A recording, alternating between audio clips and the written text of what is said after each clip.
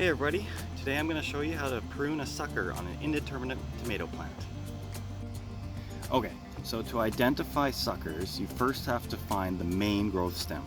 And once you find the main growth stem, it will have leaves coming off of it and flowers coming off of it that form into tomatoes.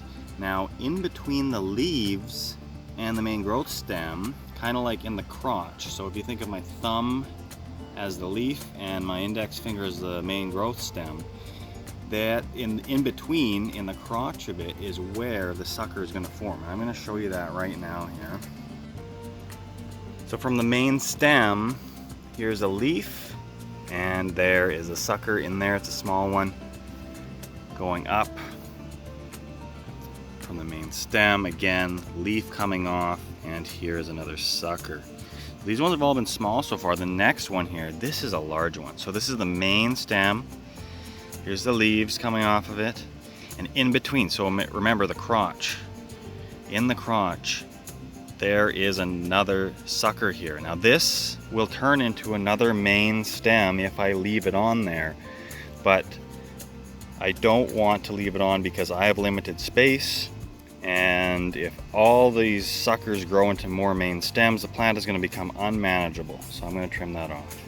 Okay, so on this tomato plant, I'm just going to go from top to bottom, identifying some suckers here. So I'm following the main growth stem.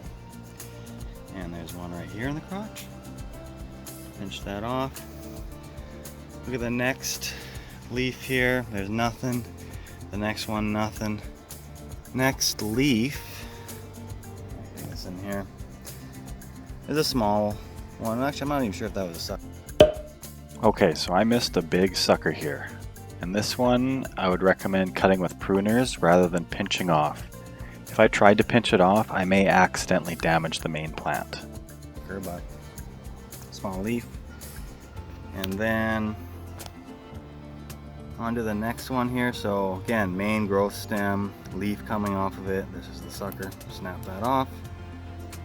Right below it here, there's a tiny one. Just pinch it off. Another small one here, just pinch it off. And another small one there, pinch it off. Going further down. Put these leaves out of the way here for you. There's another one. Just pinch that one off. This one down here actually is quite big. See if I can just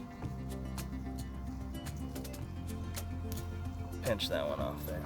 And then there's one small one way at the base, but so that's this tomato plant, clear of suckers. Oh, actually I missed one. Almost missed one. Let's get this leaf out of the way for you so you can see it. Right there. Okay. So this tomato plant is clear of suckers. And I'll just check it again in maybe, the next few days, maybe a week. As the plant grows, more will form.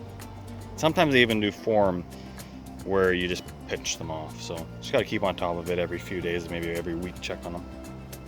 Okay, so there's 5 main reasons you want to trim the suckers off of your indeterminate tomato plants. The first reason is going to be bigger tomatoes. So the tomatoes that remain on the plant will grow bigger. The second reason is you want to manage the foliage.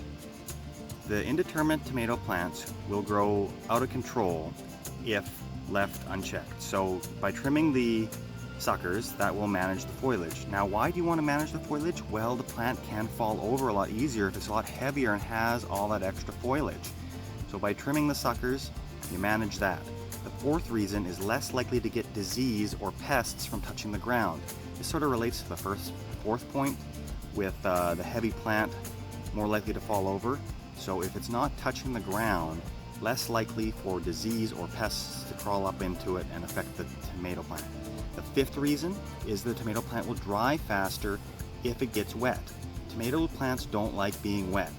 So if you have better air circulation around the plant when the wind's blowing or just drying in general, less foliage means better air circulation, so the plant will dry out faster. So those are 5 reasons you want to trim the suckers on your indeterminate tomato plants for a better tomato.